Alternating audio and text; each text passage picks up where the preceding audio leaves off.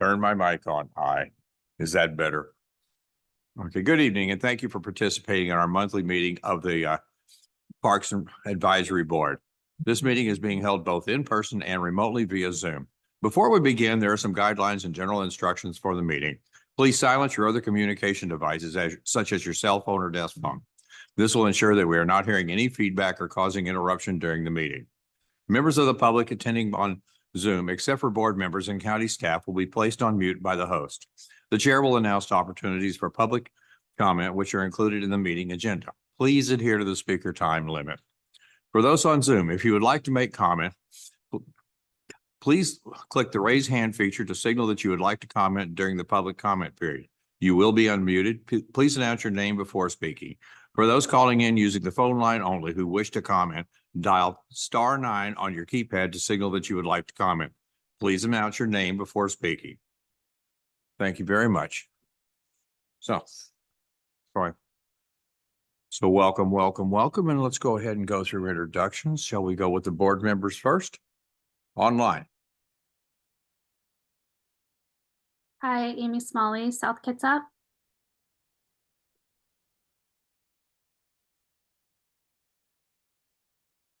This is Grady Martin, North Kitsap. Grady Martin, aye.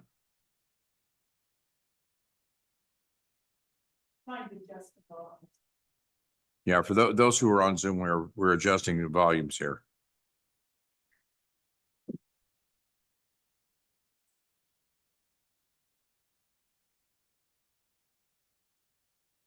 Maybe Grady's not available. Maybe Smalley, would you put in the mic check, please? You want me to reintroduce myself? That would be helpful. Yeah. Are you having trouble hearing us? Yes. Amy Smalley, South Kitsap. Could you hear me?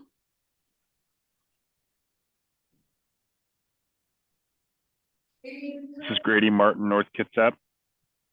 Thank you, Grady. And Amy, if you would do one last check for us. My apologies. All right, Amy Smalley, South Kitsap. Perfect. Thank you. It was all on our end. My apologies. Sorry, board, if you'd like to continue. Thank you, Dee.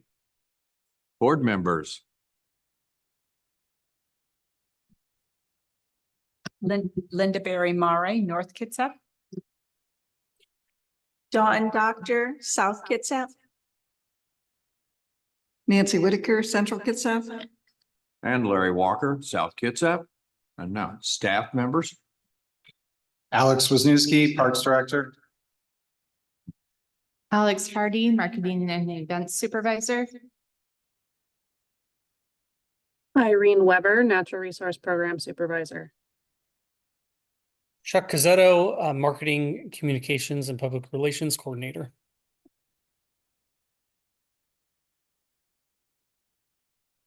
All right, thank you very much.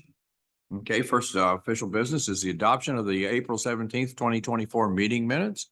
Do we have any adjustments to the minutes before we speak about this? Yes, Dawn. I noticed that Carol Price, who was present in person, was not listed on the chart as being present in person. So I'm assuming you would like to add that change there. Yes. All right. Thank you. Any other adjustments to the minutes?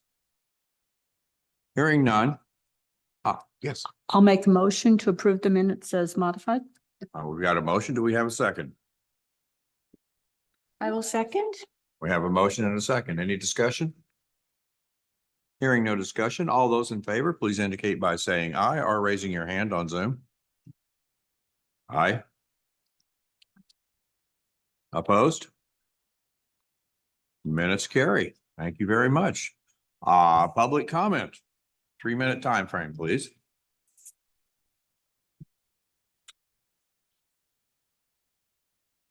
All right. Mic on? Can you hear me? Yes. Oh.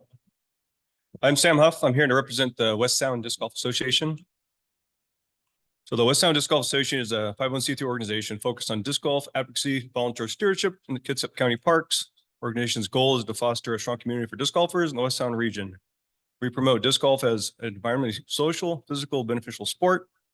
The WSGA advocates disc golf as a low-cost outdoor recreational activity for families to enjoy, as in no park user fees.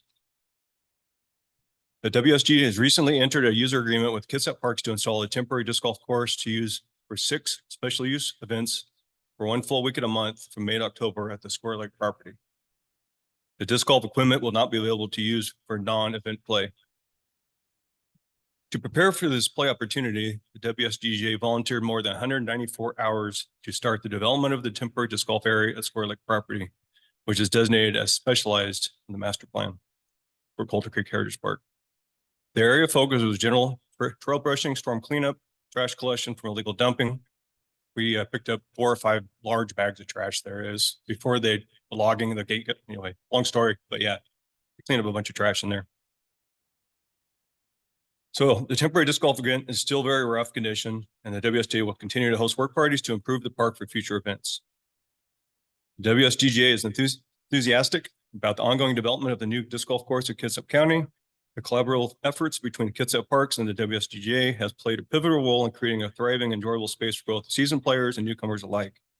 As stewards of this recreational facility, we're committed to preserving its beauty, optimizing its functionality, and fostering a welcoming environment for the community. For a couple of stats, so last weekend was our first event. It was word of mouth getting out. But so Saturday we had an all-day tournament at 52 players, played 2 rounds. And then on Sunday we opened it up for casual play. For whoever wanted to come, they could come out and play. We had several groups come out. And then we also had an actual club scheduled event at 2 we played. But over the weekend we had 73 players that played 125 rounds of golf at the Square Lake property. And that's very limited notice. I would expect each month moving forward, it's going to be more and more people as the word gets out, and also the course becomes easier to play.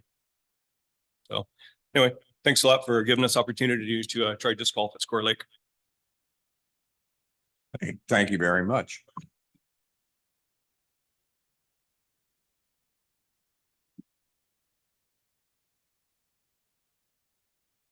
I'm Mark Livy. I'm from the Kingston Parks, Trails and Open Space Committee, and a steward for the Quiet Place Park up there in the Kingston area. I'm here mainly to listen, but we, as advocates for the Kingston area parks, we have a few things on our agenda. We're monitoring and looking forward to mitigation of the erosion at Arness Park that's kind of been eclipsed by Point No Point. We need some trail enhancements in Nike Park to make that a safe route to school for so many of the kids in our area. And ultimately, we're looking for the transfer of Nike Park from our Parks District to the North Kitsap School District. We're interested in restoration of the ADA capability of the Carpenter Lake Trail. And we were pleased to host a Discover Kitsap tour of Carpenter Lake down there at that unique bog in May, April, I guess, excuse me. But anyway, we're just pleased to be here and anxious to hear about the pros plan, especially as it sets the stage for more active recreation facilities up in the North Kitsap end. Thanks. Any questions? Thanks, Mark.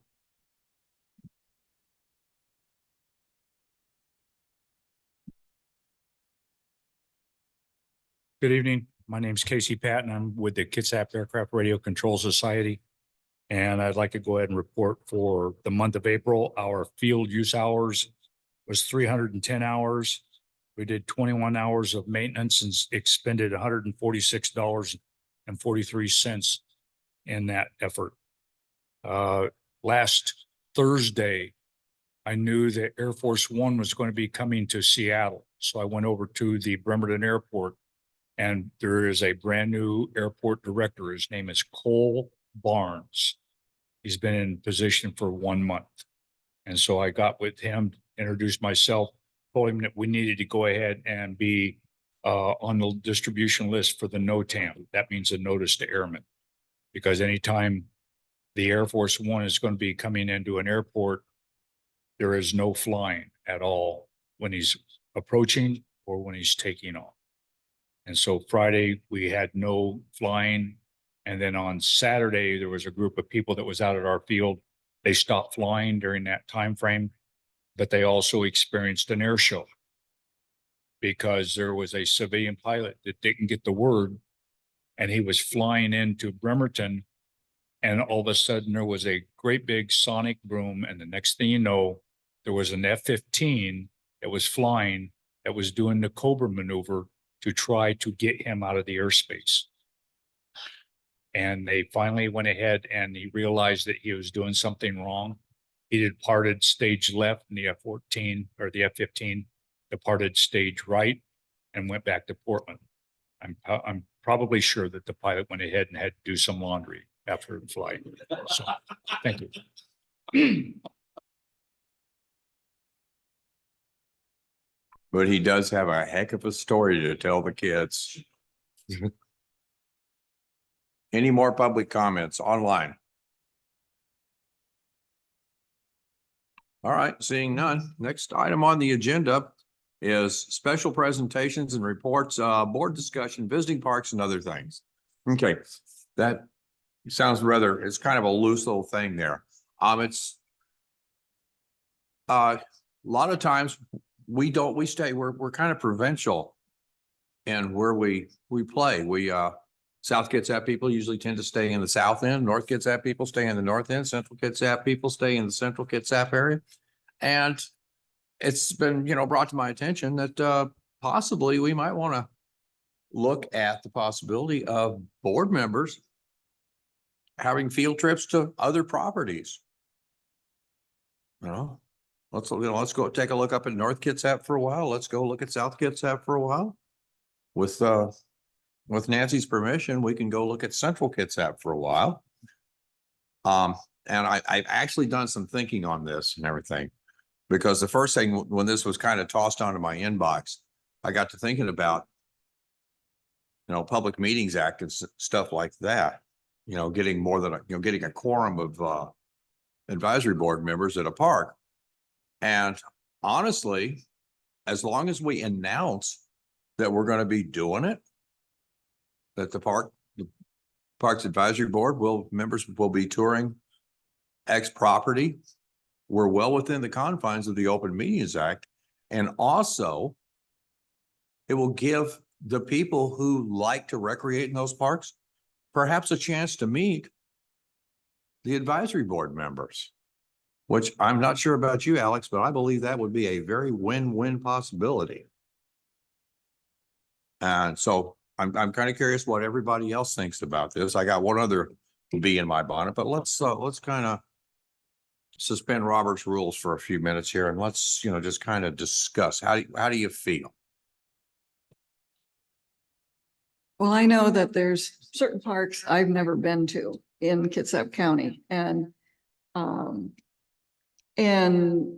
of them are pretty remote and I would not go by myself. So whether we did it as a big group in lieu of a meeting, or whether we did it as a separate day with just, less than a quorum and went, a lot of different options to explore. But I think having and I know I can go online and print it, but a print list of every park and then checking off, I've been there, I've been there, I've been there, I've not been there. What is that even? I mean, I have not seen the disc golf thing that they're working on. And so, yeah.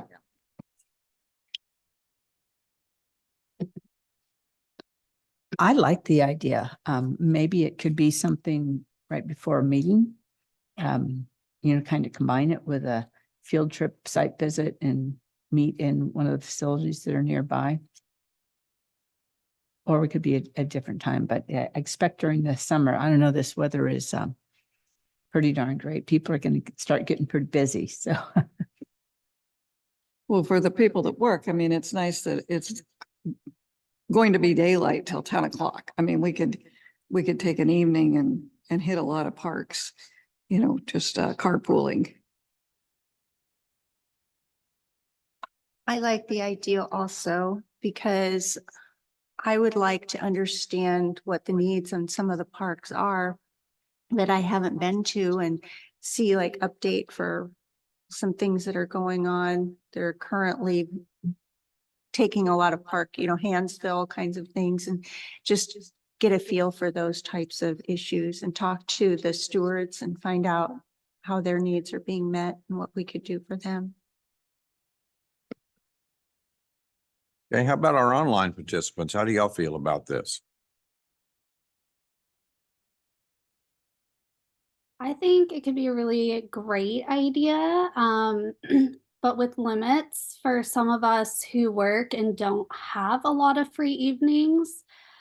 So to be mindful of others' time as well. But overall, I really, think it could be cool to get to other areas.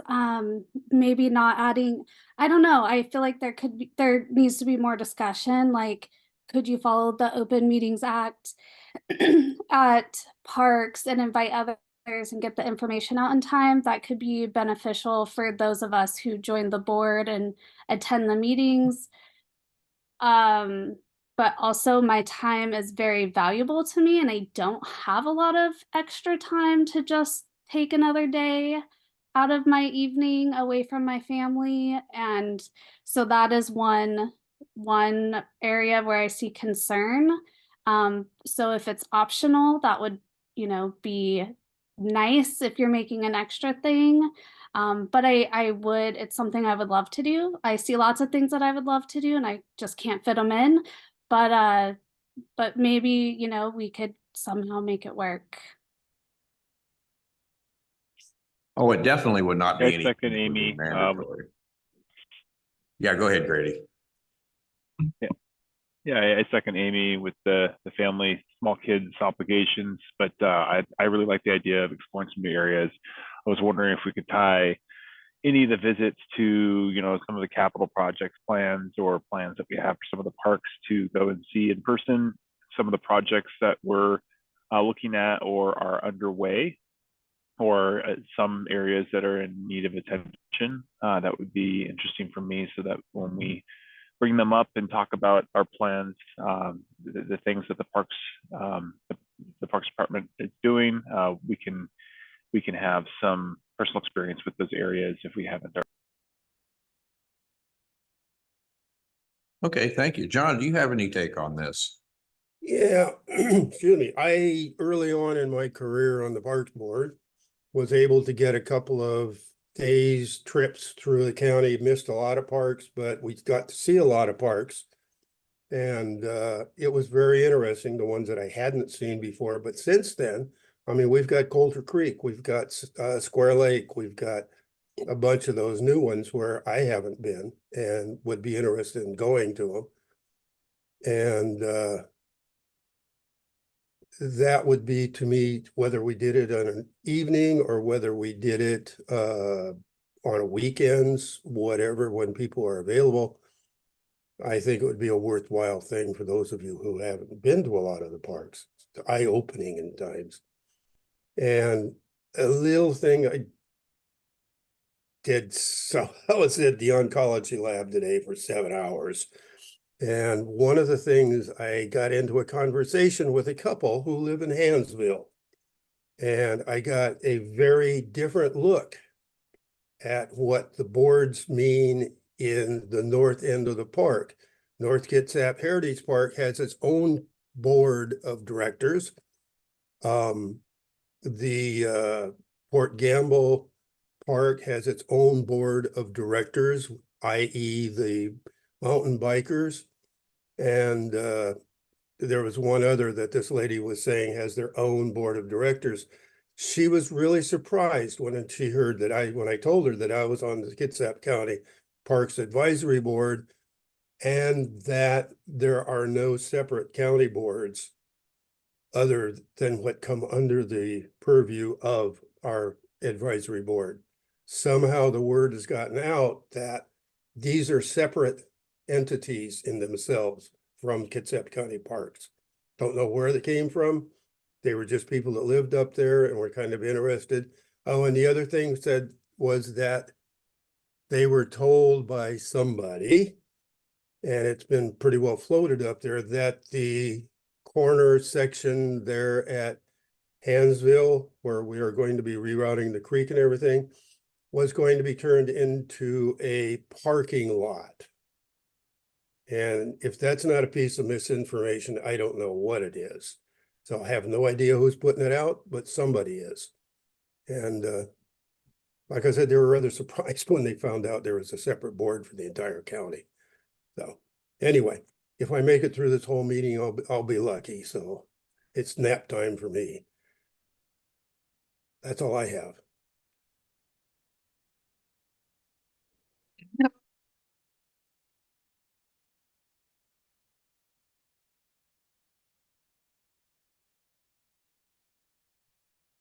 All right, thank you, John. Okay. Irene, would sounds almost like it would be landing into your ball of wax and everything with the possibility of us doing that. I'd kind of like to get together with you so we could kind of flesh out what this might look like and how we could dovetail this with your projects and stuff. Is that all right?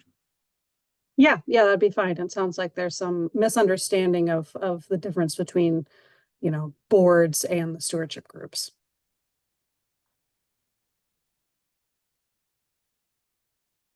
Irene, we didn't catch any of that. Sorry, we had loud traffic going by here. I have a question for the board, and maybe this was mentioned at the beginning of the conversation and I missed it.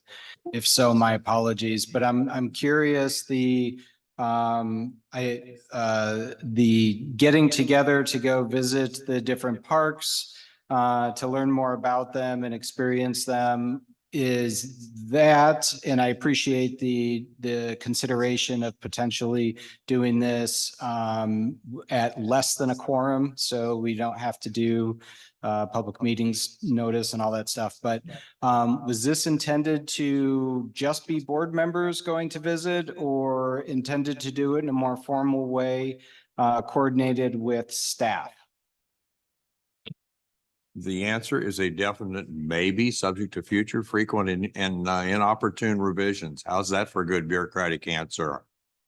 How about I chat with Irene and we can kind of come up with an idea on this and see how it fleshes out from there. Obviously, I'm not going to start tasking your personnel any more than you're already tasking them. That's not my job. But does that make you feel better, Alex? A little bit. It's a start. I think I like the idea of getting everybody out into the field to go visit the parks. We just did that with Commissioner Walters recently, took her up to the north end of the county to visit parks outside of her region, because she was really interested in knowing what else is going on outside of the central area. So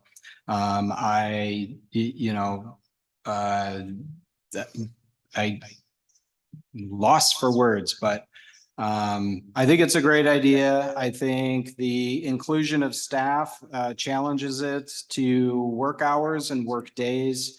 And but there are likely also locations, if this is, like Grady had mentioned, something that is in cooperation with talking about a capital project or something at a specific location, then of course it would likely need staff there to help facilitate the conversation. So there might be a mix in here, and maybe part of this would be, helpful to maybe start with identifying which locations the board's interested in going to. Okay. Just a thought. Just a thought. Good thought. I appreciate that and everything. So, and of course, this does kind of dovetail into the other part of the conversations that I've been having with folks, in that, right now we don't have anything pending that needs to have subcommittee action. But is there anything, and I'm not going to ask for an answer from you right this minute, Alex, because I'm not that krill. But I'd like you to kind of noodle on it about anything that possibly subcommittees can either assist you with, or some things that can bounce off the subcommittees, non-binding, something of that nature. And perhaps when I'm coming in to talk to Irene, maybe next week, I can sit down with you too. Happy to do that. I would suggest looking on the back side of the agenda. There are some subcommittee needs coming up in the near future. The next one will be June, where we'll be pulling the budget committee together. We will be entering our budget season. We're typically about 6 months ahead of the calendar season for this. And in advance of bringing a budget information to the overall board, we'll pull the subcommittee together first. We'll do the same thing with the capital improvement plan. We update this annually, but it doesn't happen till later in the year. So those are at least two that are standing and on the calendar that are in our near future. Another one will be, we're currently staff's updating our event fees and policies. And when those are ready for Parks Advisory Board Subcommittee and full PAB review, we'll be pulling the appropriate subcommittees together for that too. Okay, thank you, Alex. Before we close this out, any last comments from the board?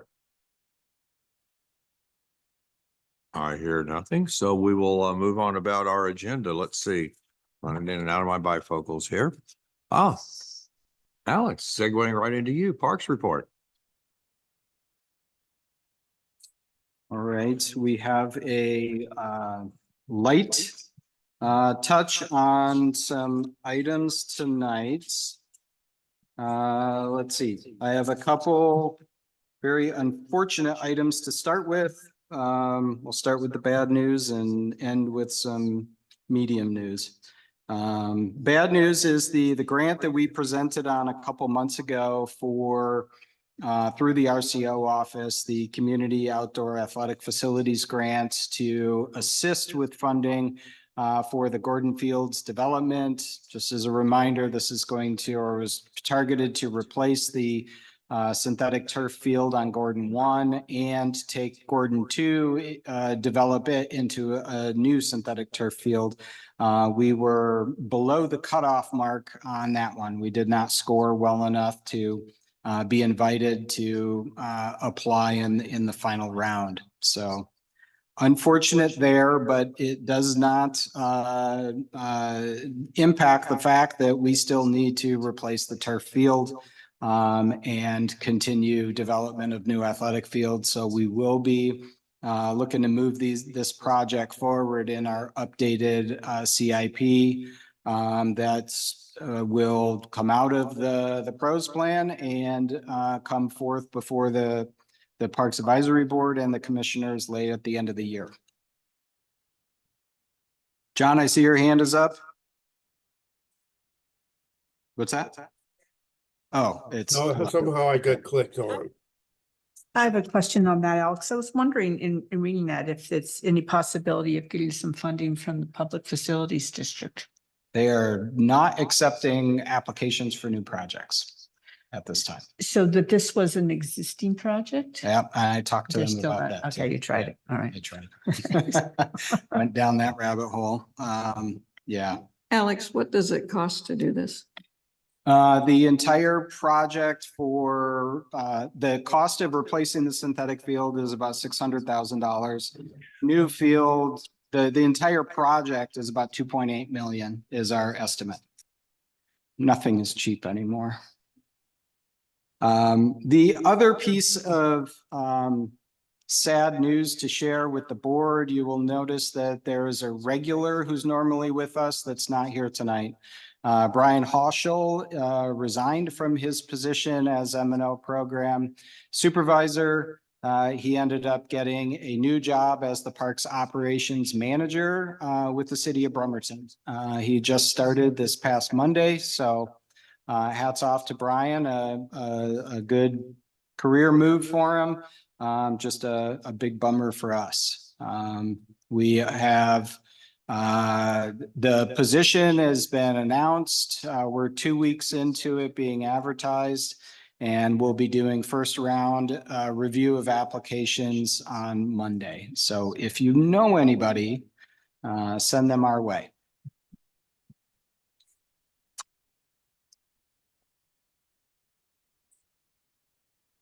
Let's was see, that position title couple again? other updates of note. The new parking lot and trailhead off of Stottlemyre Road at the south end of Port Gamble Forest Heritage Park is nearing completion. We are moving as quickly as we can, but we'll say we're moving as quickly as we can. We hope to have it completed by the end of the month and open to the public. Just a reminder, this is a project that Public Works Department is managing the construction for us.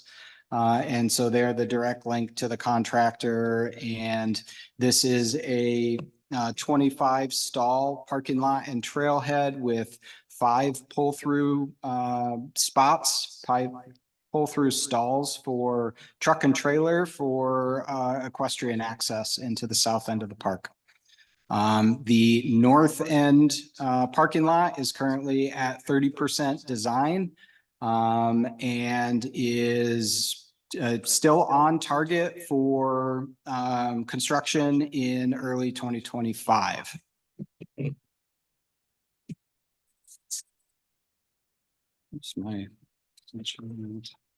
And I guess the last thing from me before I hand it over to Alex and Irene for updates on their program areas is we appear to be very close to getting 4 of the 6 sections of the PROS plan in their first draft form from our consultant, but I don't have them yet. We were hoping to get them by last Friday. Now we're hoping to get them by this Friday. So we are months behind on the project, but it's still very hopeful that the information we get, the quality of work will be at the level that SCJ has produced in other PROS plans. And so we're excited for the end result. We're a little bit behind on timing. With that, Alex, you want to?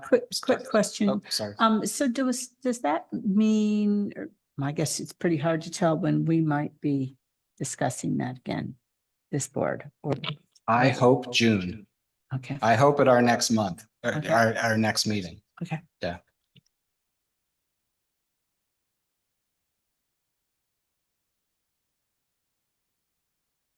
All right. Good evening. One thing I just thought of, Larry, going back to the conversation about visiting parks. Irene is over our natural spaces, our open spaces, but we have 75 parks.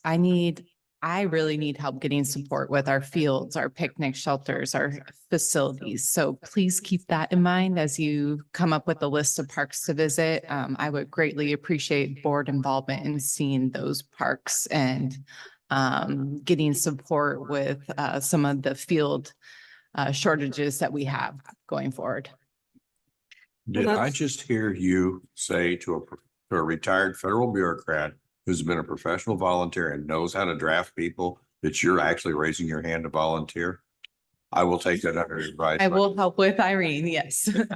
Not that I need more work, but yes, I'm throwing my name in to help. I appreciate that. I was going to say, that's one of the things that I have not a lot of knowledge about, and one of the things I was thinking that we needed to see.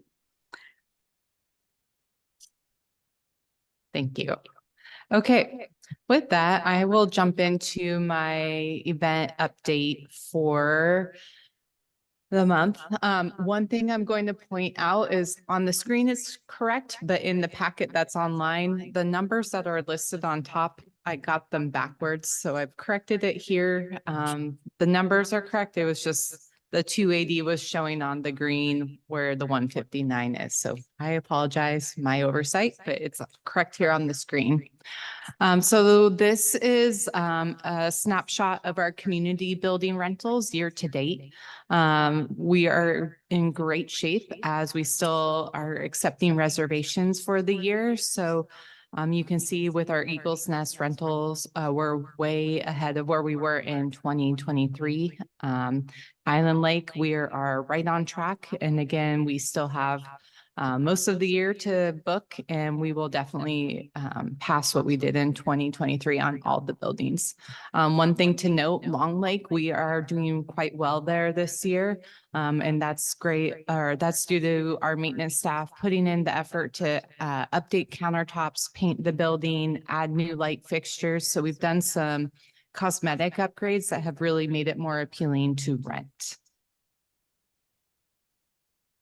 So athletic field usage is, again, this is just for January through July. We have not released our fall schedule for our fields. You can see Gordon Field 1 is leading the way. And again, this is our one synthetic turf field with lights. The usage will only increase as we get into soccer season in the fall. So I do expect these numbers to go up at least probably double here before the end of the year. Picnic shelter rentals, we started accepting reservations in January of 2024. The reservations you can book the facilities between April and September of each year.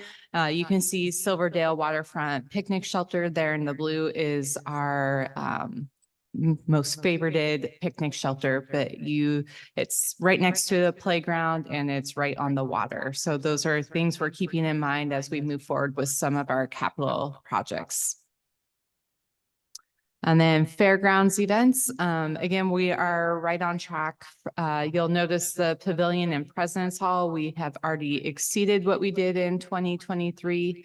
Again, this is to my great staff who work really hard booking the reservations, finding new events. I've had staff kind of come across random events they've attended, and then they've put us in contact with them and we've been able to book them. So the other one you'll notice that is a little different is the Boand Arena, which is here. This is due to the Silver Spurs lease agreement we have in place. Silver Spurs is who we contract with to do all the programming for the Boand Arena. And in 2023, we had difficulties figuring out how to share schedules. So we have worked out those details. So we, in 2024, are doing a better job capturing those details. And that's why it looks higher, but they probably did similar to what they're doing in 2023.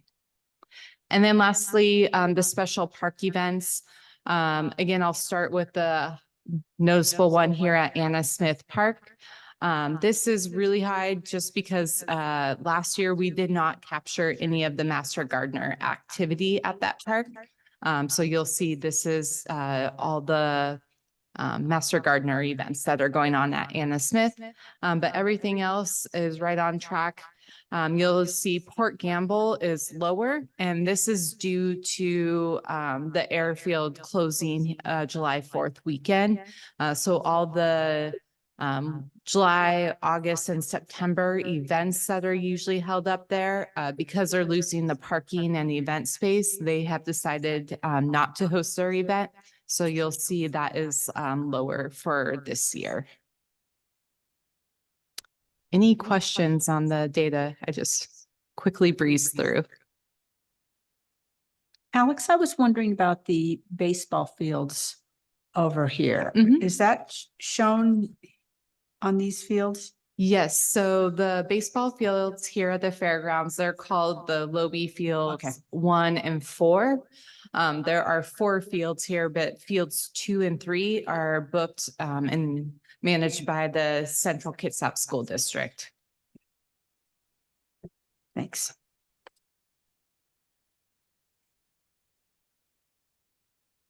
Any other questions? And then I'm not going to go through them, but just wanted to highlight that in the packet online, there are photos of the recent events that we had here at the fairgrounds.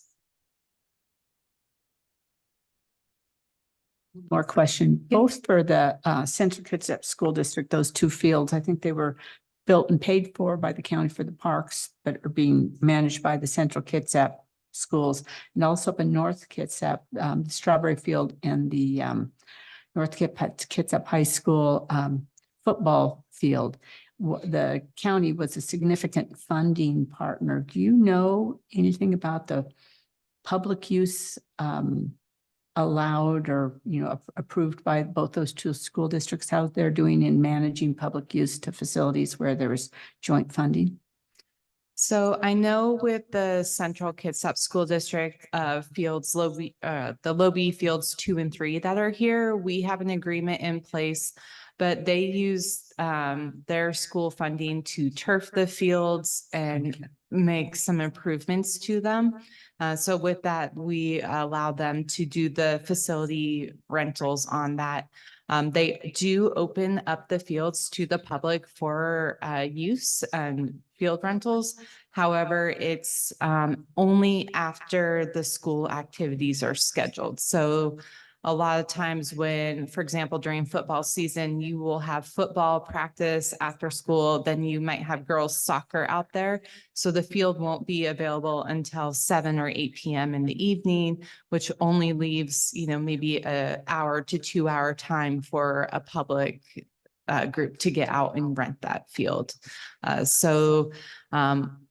Not just Lobie Fields 2 and 3, but the Central Kitsap High School and Clahalia High School. All 3 fields in the district are available for community members to use. I usually meet with the Central Kitsap School District regularly to kind of balance and manage our rentals to make sure we're on the same page and trying to find ways to, if we run into booking issues with the groups, will reach out and coordinate together to try to maximize the field space in this area. I don't know as much about the north end. Yeah, thanks.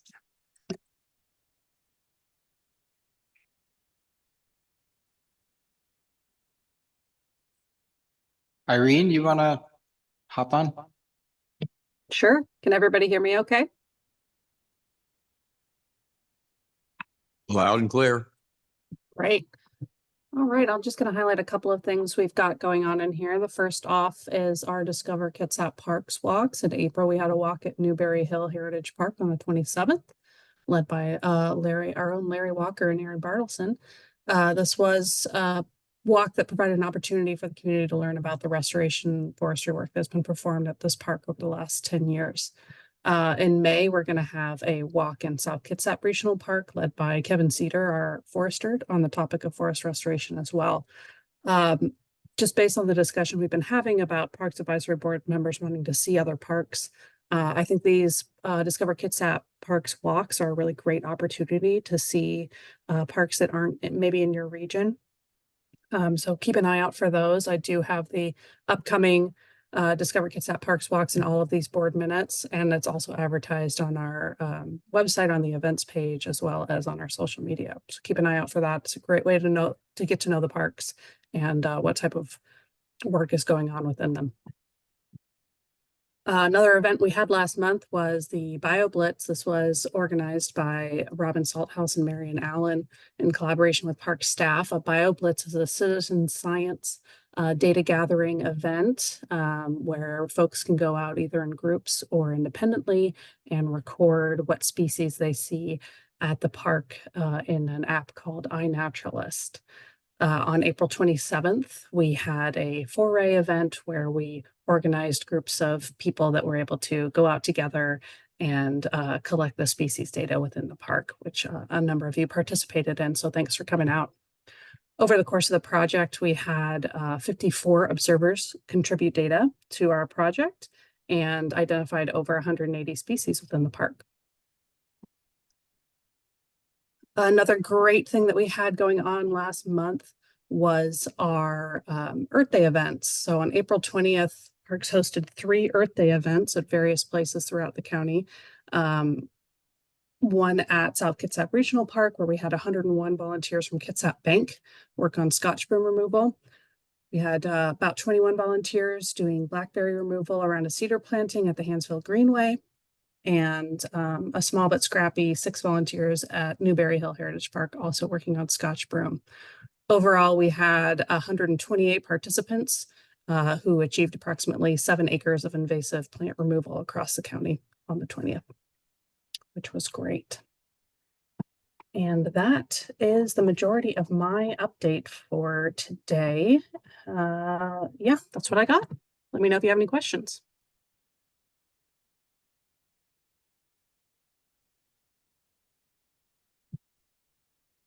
Do we have any questions?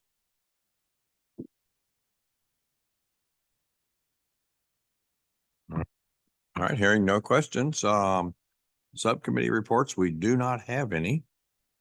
So we'll move into district representatives reports for old business.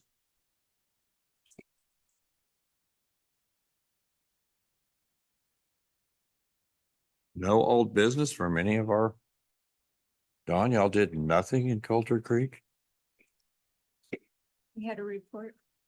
Well, We had a report from Sam okay, Nancy. and Casey also. And from Casey, that's true. Nancy, do you have anything other than the fact that I snuck past the radar and got into your park? Good to see you there. It was quite enjoyable. I actually enjoyed that little walk through there. Irene stole my thunder because I was going to talk about the explore, discover your parks, South Kitsap thing, but Well, you were there, Larry, so you might have more updates than I did. well, we had a good walk through Newberry Hill. That was absolutely wonderful, and so had a lot of staff people who were there, and also we had just general citizens, and Aaron and I absolutely shilled for new volunteers to come out and help, and hopefully that will come to fruition. The only thing I have to add from South End, but Banner Forest is clearing trails ad nauseum. I can ad infinitum, and it will be at 10 o'clock at South Kitsap Park this Saturday. And unfortunately, I have a scheduling conflict, so I will not be able to make that one. So it's safe to go. Yes, Nancy. When is the South Kitsap one? 10 o'clock. 10 o'clock. What day?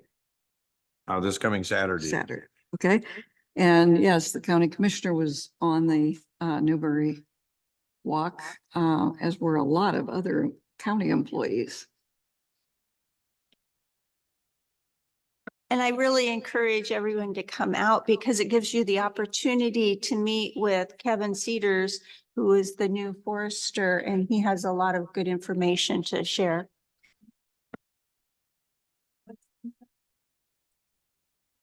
It will be at 10:30 until 11:30. It's at the South Kitsap Regional Park. You can park in either lot, but we'll be meeting at the pavilion up by the playground.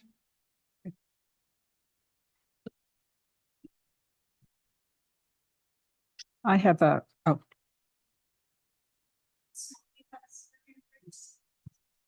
Amy. Thank you. I kind of have an update. I wasn't there, but I feel like I wanted to share.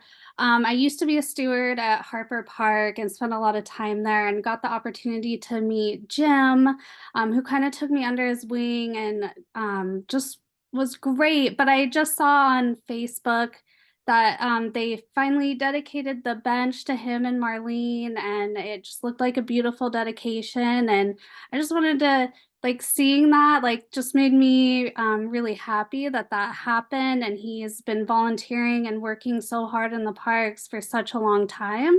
So I just wanted to put that shout out there and just how thankful I am. Like, why I even started this board is because of volunteers and all the time and work that they put into the parks. And I love that the staff were celebrating him and showing their appreciation. So I can't wait to get down to Harper and visit the bench and know, you know, there's something there to show recognition. And I know it happens in lots of places. In Newberry Hill, there's a plaque there, but it just made me happy and I saw it and I wanted to share even though I couldn't be there. Yeah. Yeah. Thank you very much, Amy. Anybody else? Yes. I wanted to report out the Port Gamble stewards met the 1st of May. We have a work party this Saturday at the Bayview Trailhead at 9 to noon. There's a Discover Kitsap Walk scheduled, and I believe Irene will be there. Maybe I'll ask her on June 29th.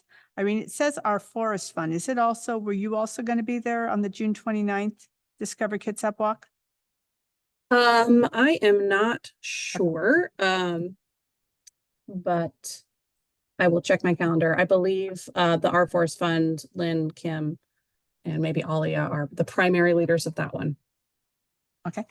And then we also had there was an event last, actually right after our last meeting, the Gamble Graveler. That was the one that there was some controversy. There's threats to some protests that did not happen.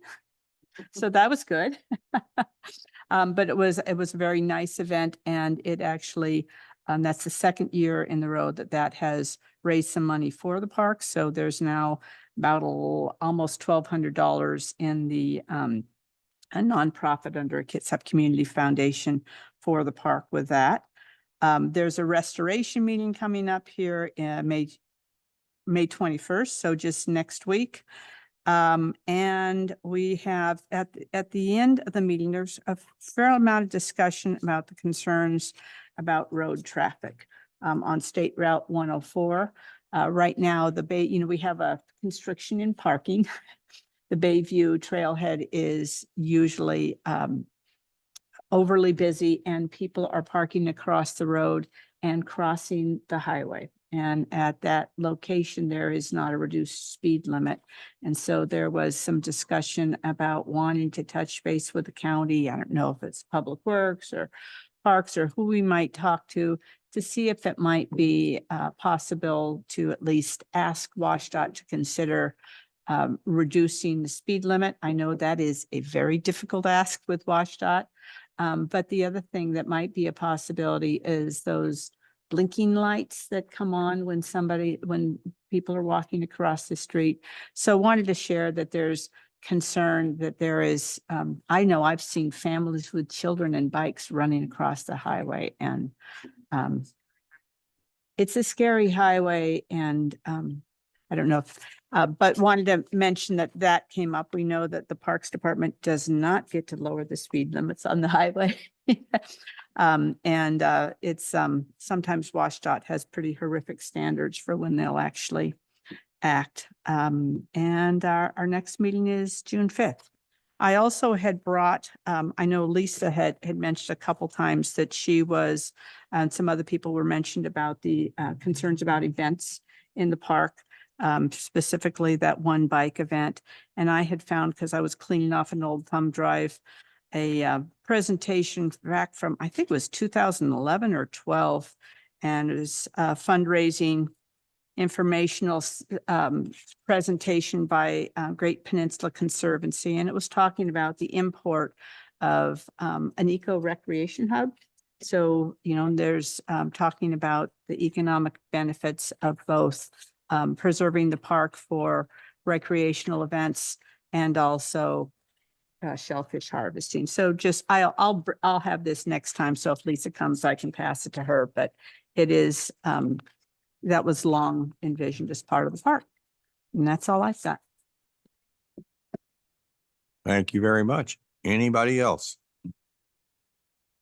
Me. Somebody didn't see a hand. Are we there? Anyway, I wanted to kind of second what Amy said, because I remember back in the day when Jim came unfailingly to every board meeting and gave a report. And then when we went out there we went out for a meeting out there, not a meeting, but a visitation out there. He and his wife were out there, and he was so graciously handing everybody around. So I wish that they had publicized the dedication of the bench a little bit more, because I sure as heck would have been there, because I always thought he was a pretty good guy. And that's it for me. Thank you, John. All eyes tell me, is there anybody else? We're still on old. Okay, we're done with old. Now we're on new business. Well, I don't know if this is new business or old business, but Alex, I think Brian was the contact person for the Silverdale Rotary for the waterfront playground. We've raised, and I say we, now I'm putting on my Rotary hat. We've raised so far 12,500 and are planning on going for a district grant for some more. Who would I will see the committee tomorrow, so who would the contact be now? So Jason Bodie is the crew supervisor who worked underneath Brian, who has had some level of contact with Rotary, and he is aware of the fundraising that's going on and their desire to install a new piece of equipment at the playground. Yes, this would be, just for the rest of you, this would be ADA accessible playground equipment. There isn't anything there right now for kids with disabilities. Yeah. So Jason Bodie, and I can send you contact information, but some of the Rotary members contact him directly, so there's fine. some syncing up already.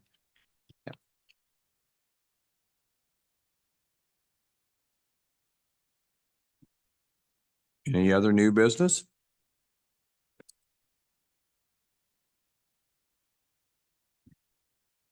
Alex?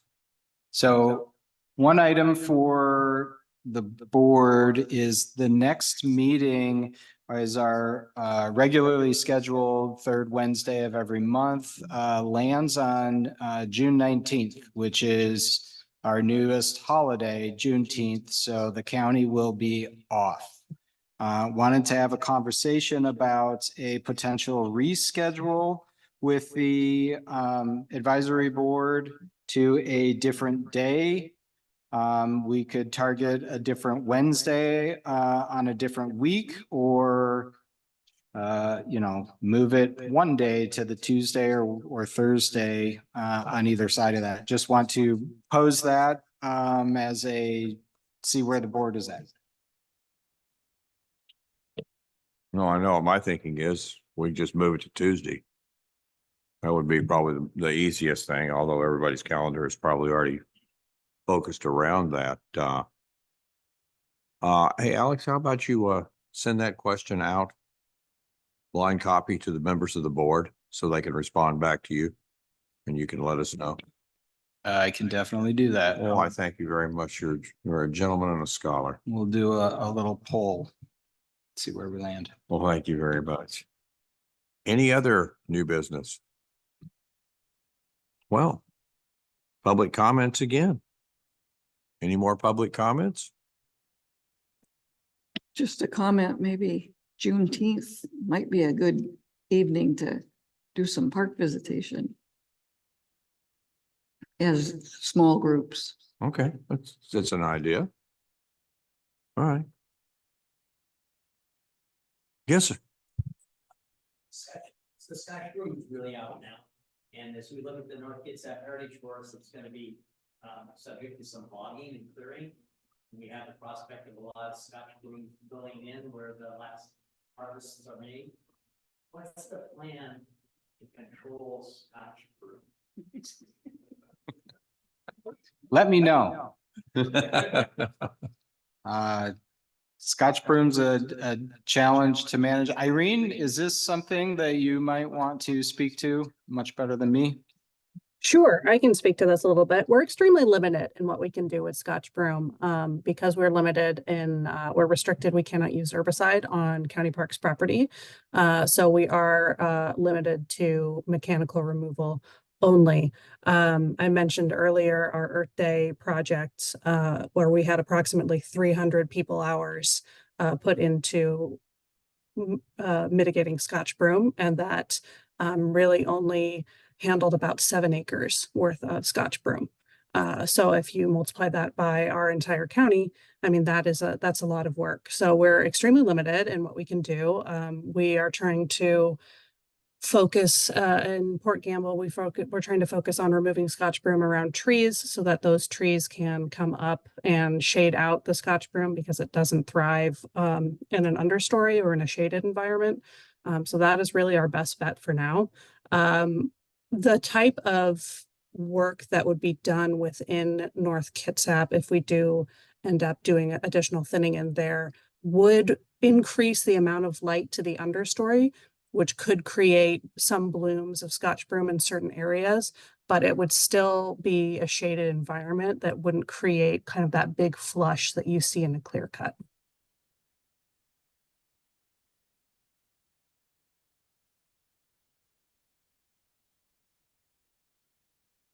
Hopefully that helps answer that question.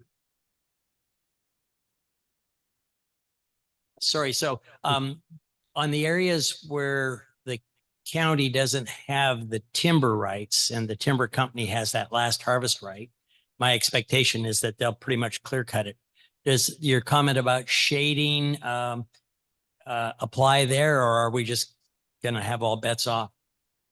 So that's in Port Gamble. You're talking about Port Gamble? I thought the question was about North Kitsap.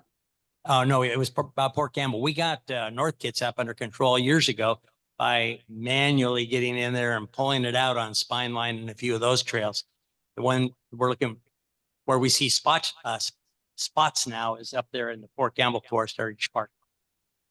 Yes, so in Port Gamble, in the areas where Rainier still owns the timber rights and they will be clear cut, yes, we do expect to see a big flush of Scotch broom because we are restricted and Rainier is restricted in what they can do for site prep. So because they can't treat the Scotch broom with foliar or cut stump application, we are going to see that big flush of Scotch broom. So that is a problem that Parks is going to be inheriting because of that herbicide restriction. So the plan there is to really try to help those trees that have been planted as part of their green up plan thrive and get them to pop up and shade out the Scotch broom. You know, I could throw millions of hours at that almost 4,000 acre park and still not really make a dent in the Scotch broom. So that is kind of our best bet there. And we're going to be working with the noxious weed coordinator to see if we have any other possible options.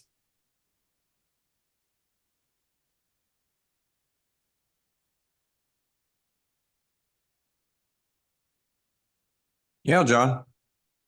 What I was gonna say was, has anybody been up to Weaver Lane Park lately? I was up there about a week ago. And it used to have quite a bit of Scotch broom. Now it's got quite a bit more Scotch broom. It is like overrun. It's nothing we can do about it, I'll bet, especially without an herbicide. That's it for me.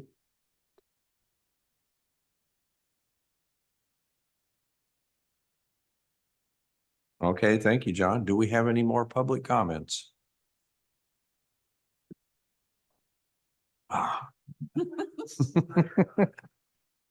In lieu of, I would move that we adjourn. Oh, we got one more comment. Since we're talking about Scotch broom. So the Square Lake property got recently thinned and right now it's looking really good. The lakeside, it's already starting to show with the non-lake side of Lake Flora Road. At first glance, looks like it's not much, but since I spent a lot of time in the park this last month, there's a lot of little sprouts starting to come up. And so I think we're going to try to stay on top of it, or the disc golf group, and hopefully we can keep the park. Went down to 1% Scotch broom. I know what, but thank God with all the feet on the ground and people around actually seeing it, I think we can really manage that. We won't get out of control, because once you get out of control, it's almost impossible to get back. Second part of that, though, if anybody from the board wants to check out a local course that's been established for a long time for disc golf, we have one about 5-minute walk from here. So Fairgrounds has a full 18-hole course here, so which is Essential Kitsap. So if you guys are wanting to see what it looks like, I can give you a tour, and at some point. So it's one of the fastest growing sports, and it's been around since the 70s. Thank you. Thank you very much. I just wanted to introduce myself. Sorry for coming in late. I'm Kristen Fabry. I'm on the Central Kitsap Community Council. And so I had offered to cross pollinate and hybrid with this team here. So if there's anything we can do to partner with community council, I'm all ears. Well, thank you very much. See. Okay. No hands. John, do you still have your hand up or is that just not down? Ah, thank you. Don't confuse me, please. It's been a long day. Okay, hearing no more asks for public comments and everything, there's only one thing left on the agenda that I see. I would entertain a motion. I'll make a motion to adjourn the meeting. I got a motion. Do I have a second? I second. All in favor? Aye. Opposed? Aye. We stand adjourned. Thank you very much. We will see y'all next month when we figure out when we're going to meet.